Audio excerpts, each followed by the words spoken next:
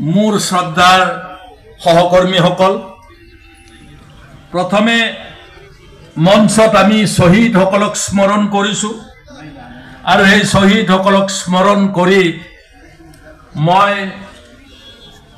আজিৰ এই শুভাৰম্ভণি কৰিব বিচাৰিছোঁ। BPF দলৰ জন্ম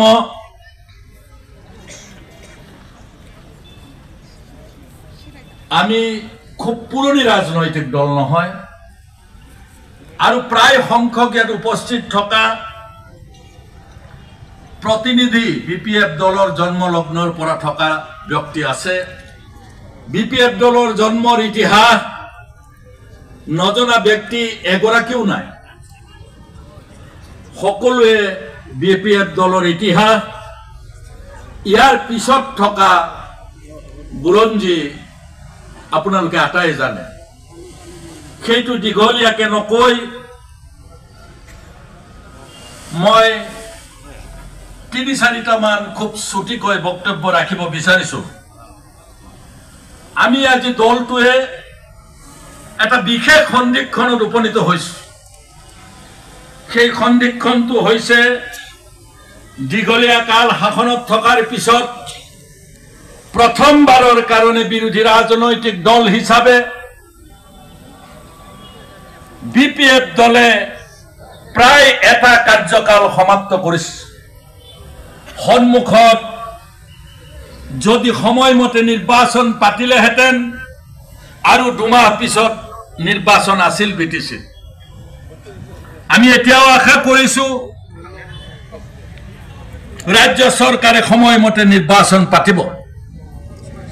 সন্মুখত আমাৰ যেটো প্ৰত্যাহ্বান, সেই প্ৰত্যাহ্বান আপোনালোকে যোৱা 4টা বছৰে গ্ৰহণ কৰিছে। চ্যালেঞ্জ আপোনালোকে গ্ৰহণ কৰিছে আৰু গ্ৰহণ কৰি বৰ্তমান কোকৰাঝাৰত থকা প্ৰমোদ বড়োৰ যিখন চৰকাৰ, সেই চৰকাৰখনে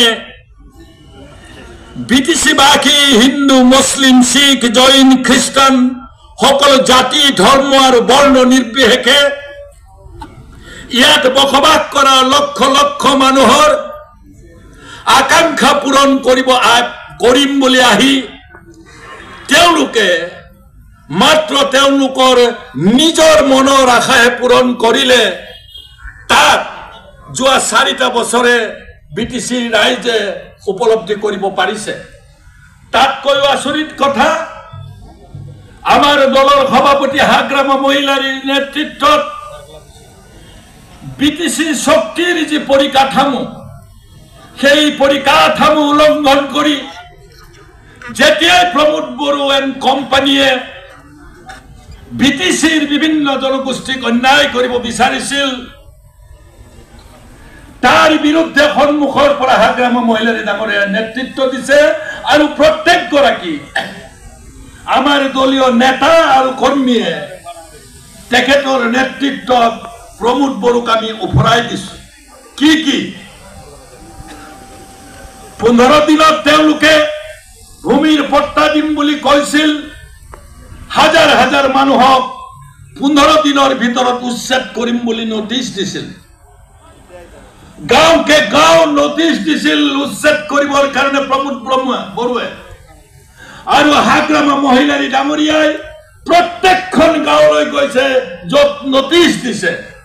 আৰু আমিও যিমান পাৰো গাঁওবিলাকলৈ গৈ আমি আন্দোলন কৰি তুলিছিলোঁ আৰু প্ৰমোদ বড়ো খেলৰ দৰে আহি ফেঁচাৰ দৰে সোমাই থাকিবলগীয়া হ'ল। এজন মানুহকো উচ্ছেদ কৰাৰ সাহস প্ৰমোদ বড়োৰ নহল, একমাত্ৰ BPF-এ ৰাইজৰ লগত থকাৰ কাৰণে। আপোনালোকে অতন্দ প্ৰহৰীৰ দৰে কাম কৰিছে। আপোনালোকৰ অধিকাৰ, নতুন অধিকাৰ প্ৰমোদ বড়োৱে আনিব পৰা নাই। যিদিনাই আপোনালোকৰ অধিকাৰত হস্তক্ষেপ কৰিছে, পাই থকা অধিকাৰ, ভাৰতীয় সংবিধানে দিয়া অধিকাৰ, BTC চুক্তিয়ে দিয়া অধিকাৰ, হাগ্ৰামা মহিলাৰীয়ে লৈ অহা অধিকাৰ, সেই অধিকাৰো খৰ্ব কৰিব বিচাৰিছে প্ৰমোদ বড়োৱে। সেই অধিকাৰ হৈছে প্ৰত্যেকৰ ঘৰে ঘৰে BA, BSc, BCom, MA, MSc, MCom অজস্ৰ শিক্ষিত ল'ৰা ছোৱালী আছে। সবেই আশা কৰে বিটিচিত থকা সকলে বিটিচিত থকা খালী পদসমূহত চতুৰ্থ তৃতীয় বৰ্গৰ চাকৰি হলেও মোৰ ল'ৰাটোৱে মোৰ ছোৱালীটোৱে পাব আশা কৰে। আৰু এইটো অধিকাৰ হাগ্ৰামা মহিলাৰে চুক্তি কৰি দিল্লীৰ পৰা কাঢ়ি আনিছিল এই চুক্তি। কিন্তু প্ৰমোদ বড়ো এনেকুৱা এগৰাকী নেতা দিছপুৰৰ ওচৰত অস্ত্ৰ পেলাই দিছে প্ৰমোদ বড়োৱে। আৰু বিটিচিত থকা সমগ্ৰ ভেকেঞ্চি 26,000 পোষ্টৰ লগত তেওঁ ইয়াৰ পৰা ভেকেঞ্চি পঠিয়াইছে। আৰু হাজাৰ হাজাৰ বিটিচিত ৰৈ থকা ল'ৰা ছোৱালীসকলক বঞ্চিত কৰি অসমৰ বিভিন্ন প্ৰান্তৰ পৰা শিৱসাগৰ, ডিব্ৰুগড়, গুৱাহাটী, ধুবুৰী বিভিন্ন অঞ্চলৰ পৰা আমাৰ ইয়াৰ জিলা কাৰ্যালয়বিলাকলৈ তৃতীয় আৰু চতুৰ্থ বৰ্গৰ চাকৰি কৰিবলৈ আহিছে। আজি আপোনালোকক সুধিছো, আপোনালোকৰ ল'ৰা ছোৱালী নাপায়, গাঁৱৰ কোনোবা ল'ৰা ছোৱালীয়ে সেই চাকৰি পালেহেঁতেন। প্ৰমোদ বড়োৱে আপোনালোকৰ অধিকাৰ খৰ্ব কৰিছে নে নাই? বিটিচিৰ অধিকাৰ খৰ্ব কৰিছে নে নাই? এই প্ৰমোদ বড়ো যদি থাকে, মইতো ভাবো এটা সময়ত প্ৰমোদ বড়োৱে এই বিটিচি বিক্ৰী কৰি দিব পাৰে। মোৰ বিশ্বাস নাই তেওঁৰ ওপৰত। আমি 40 বছৰীয়া ৰাজনৈতিক ইতিহাস দেখা ব্যক্তি হিচাপে মই হাগ্ৰামা মহিলাৰী ডাঙৰীয়াৰ ওপৰত এটা মন্তব্য কৰিব বিচাৰিছো। মই ৰাষ্ট্ৰীয় আৰু ৰাজ্যিক পৰ্যায়ৰ যিবিলাক ৰাজনৈতিক দল অসমত আছে, অন্তত বিজেপি কওক, এজিপি কওক, BPF কওক, লেফট পলিটিকেল পাৰ্টি কওক, যি ৰাজনৈতিক দলে অসমত আছে, সেই ৰাজনৈতিক দলবিলাকৰ সভাপতি, বহু সভাপতি আমি দেখিছো। কিন্তু আজি মই আপোনালোকক প্ৰশ্ন কৰিছো, একমাত্ৰ হাগ্ৰামা মহিলাৰীক যোৱা 4টা বছৰে মই লক্ষ্য কৰিছো, আপোনালোকে নিজৰ সম্পত্তি বিক্ৰী কৰি দল কৰিছে নে নাই নাজানো, কিন্তু হাগ্ৰামা মহিলাৰী ডাঙৰীয়াই যেতিয়াই বিপদত পৰিছে, প্ৰয়োজন হলে নিজৰ সম্পত্তি বিক্ৰী কৰি এই দল জীয়াই ৰাখিবৰ কাৰণে চেষ্টা কৰিছে। হেজাৰ প্ৰণাম জনাইছো ইয়াৰ পৰাই তেখেতক মই। এনেকুৱা সভাপতি আমি শুনাত ৰাষ্ট্ৰীয় ৰাজনৈতিক দলবিলাকৰ সভাপতিবিলাকে উল্টাই কেণ্ডিডেট বিলাকৰ পৰা পইচা লয়। ইমান টকা লৈছে পঞ্চায়তত, সিমান টকা লৈছে MLA, MP ইমান টকা লৈছে বুলি শুনিছো। কিন্তু হাগ্ৰামা মহিলাৰী ডাঙৰীয়াৰ এতিয়া সঁচাকে আপোনালোকে একেলগে আছে কাৰণে ধৰিব পৰা নাই কিমান ডাঙৰ কাম তেখেতে কৰিছে। আজি সেই কাৰণেই হাগ্ৰামা মহিলাৰী ডাঙৰীয়াই এই দলটো এটা পৰিয়াল বুলি ধৰি লৈছে, নিজৰ সন্তান বুলি ধৰি লৈছে। আৰু আপোনালোক এই দলটোৰ সন্তান হিচাপে লালন পালন কৰাৰ কাৰণে সৰ্বস্ব দিবলৈ তেখেতে ৰেডি হৈছে। ইয়াৰ উপৰি আমি যিসকল বিপক্ষ ৰাজনৈতিক দল আছে, আমাৰ দলীয় কৰ্মীবিলাকক তৃণমূল পৰ্যায়ৰ পৰা সভাপতিলৈকে যিমান আছে, আৰম্ভণিতে ৰাজনৈতিক ষড়যন্ত্ৰ কৰা হৈছিল। ষড়যন্ত্ৰ এতিয়াও অব্যাহত আছে। কি আপোনালোকে জানে, আমাৰ কেইবাজনো দলীয় নেতা আৰু কৰ্মীক মিছা অভিযোগত গ্ৰেপ্তাৰ কৰিছে যোৱা 4 বছৰে। ধিক্কাৰ দিছো যে প্ৰমোদ বড়োৰ নেতৃত্বত বিটিচিত চৰকাৰ চলিছে। আমাৰ BPFৰ দলীয় কৰ্মীসকলে দলৰ কাম কৰাৰ কাৰণে, বিটিচিৰ ৰাইজৰ স্বাৰ্থৰ কথা চিন্তা কৰাৰ কাৰণে বিভিন্ন কেছ কাটল যি কেছ তেওঁলোকে জাপি দিছে, তাৰ কাৰণে তেওঁলোকক ধিক্কাৰ দিছো আৰু আপোনালোকক ধন্যবাদ দিছো। ইমান কষ্ট সহ্য কৰি হলেও BPF দলটো আপোনালোকে খাৰা কৰি ৰাখিব পাৰিছে। মই বেছি দীঘলীয়া কৰিব খোজা নাই। আমি কেইটামান আপোনালোকৰ PMB যোৱাকালি CWCটো আপোনালোকক উল্লেখ কৰিছে। আজি আপোনালোকৰ এই প্ৰতিনিধি সভাটো আমাৰ দায়িত্ব আৰু বাঢ়িছে, আপোনালোকৰ দায়িত্ব আৰু বাঢ়িছে। আমি বিটিচিখন এখন সুন্দৰ বিটিচি থৈ গৈছিলো সেই বিটিচি শান্তি আনিছো বুলি কৈ প্ৰমোদ বৰুৱে এচাম মানুহৰ ওপৰত অশান্তি জাপি দিব বিচাৰিছে যাৰ ঘৰত মাটিৰ পৰা উচ্ছেদ কৰা নটিছখন যায় প্ৰমোদ বড়ো ডাঙৰীয়া আপুনি শান্তিত থাকিব পাৰিবনে আপোনাৰ যদি ঘৰত নটিছ যায় উচ্ছেদ এক অশান্তিৰ পৰিৱেশ প্ৰমোদ বড়োৱে সৃষ্টি কৰিছে আমাৰ দলীয় কৰ্মীসকলক গ্ৰেপ্তাৰ কৰি অশান্তিৰ পৰিৱেশ সৃষ্টি কৰিছে প্ৰমোদ বড়োক আহ্বান জনাইছো হাগ্ৰামা মহিলাৰীয়ে 2003 চনত যিখন চুক্তি কৰি চিৰদিনৰ কাৰণে বিটিচি অসমত শান্তিৰ বাতাবৰণ সৃষ্টি কৰিছে ৰাজনৈতিক অশান্তি প্ৰমোদ বড়োৱে সৃষ্টি কৰিব আমি কিন্তু বাদ চাই নাথাকো আপোনালোকে কিন্তু বাদ চাই নাথাকিব হাগ্ৰামা মহিলাৰী ডাঙৰীয়াই প্ৰগতিৰ বিটিচি কৰিছিল প্ৰগতিৰ ৰাজনীতি কৰিছিল ডেভেলপমেণ্টৰ ৰাজনীতি কৰিছিল হাগ্ৰামা মহিলাৰী আৰচিচি ব্ৰিজ গন্তি কৰিব পাৰিবনে কিমান বনাইছে হাগ্ৰামা মহিলাৰী ডাঙৰীয়া পাৰিব গন্তি কৰিব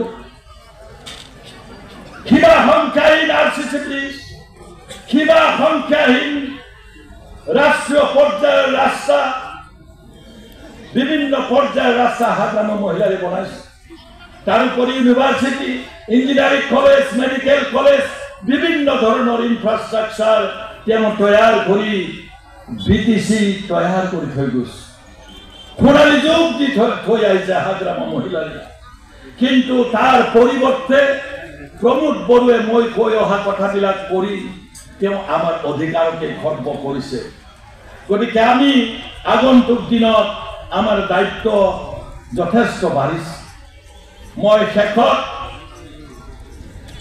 মহা অভিযোগ দি যাব বিচাৰিছো প্ৰমোদ বড়ো ডাঙৰীয়া যিসকল মিডিয়া বন্ধু আছে বহুত অভিযোগ আছে তাৰ পৰা দুটা অভিযোগ বাছি উলিয়াইছে সেই দুটা অভিযোগ হৈছে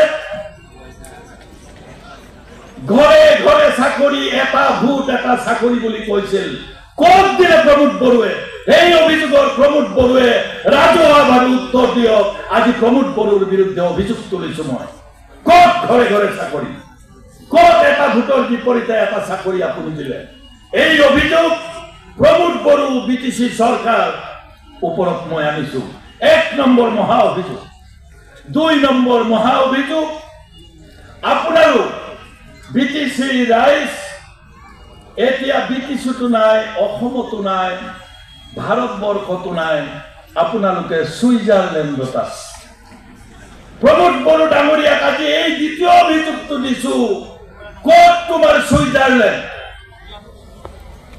এই অভিযোগৰ উত্তৰ দিয়া প্ৰমোদ বড়ো মহা অভিযোগৰ হাগ্ৰামা মহিলাৰীয়ে বনোৱা বৃহৎ বৃহৎ ৰাস্তা কেইটা মেৰামতি কৰিব পৰা নাই সুইজাৰলেণ্ড বনাই দেখায় মেৰামতি কৰিব পৰা নাই সুইজাৰলেণ্ড বনাই বোলে এতিয়া আপোনালোক সুইজাৰলেণ্ডত আছে এই যে সুইজাৰলেণ্ড বনাম বুলি কয় ৰাস্তাই তেওঁ ৰিপেয়াৰ কৰিব নোৱাৰিলে দ্বিতীয়টো মহা অভিযোগ তেওঁ দিছে আৰু বহুত অভিযোগ আছে আমাৰ মাননীয় সভাপতি ডাঙৰীয়া আমাৰ বক্তাসকল আপোনালোকে আপোনালোকৰ অঞ্চলৰ বিষয়সমূহ উল্লেখ কৰিব মই দীঘলীয়া কৰিব খোজা নাই নিৰ্বাচন সন্মুখত আমাৰ ইতিমধ্যে আপোনালোকৰ পৰা কোনে কোনে খেলিব আবেদন পৰ্যন্ত বিচাৰিছে কেইদিনমান বাকী আছে আবেদনৰ তাৰিখ শেষ হ'ব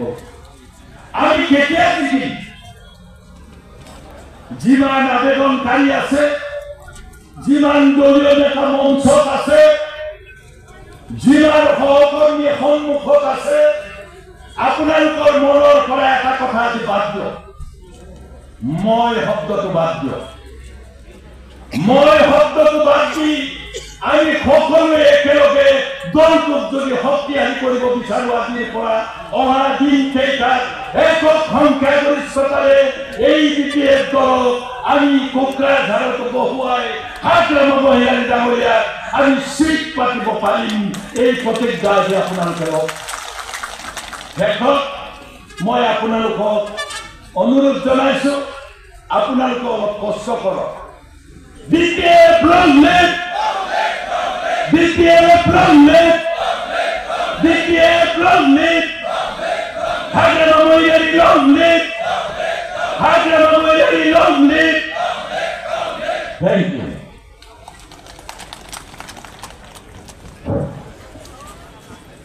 Thank you.